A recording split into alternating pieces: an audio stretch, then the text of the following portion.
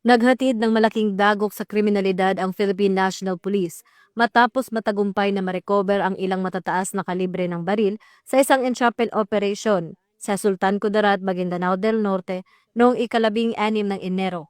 Isinagawa ng pinagsanib na unit ng PNP ang operasyon laban sa isang lalaking nasa edad 40 anyos na sangkot umano'y sa iligal na bentahan ng baril.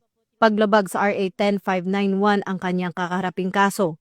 Tumakas ang suspect matapos makalata sa presensya ng pulis, ngunit naiwan ang kanyang sasakyan na naglalaman ng mga high-powered firearms, bala ng magazine at budel money.